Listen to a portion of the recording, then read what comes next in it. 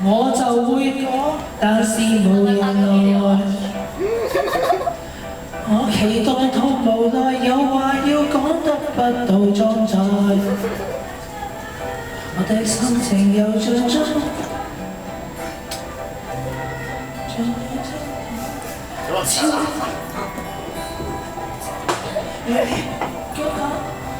出意外，突然的高歌，任何地方也像開四面台，着最閃的衫，扮十分慷慨，有人來拍照要記住插袋。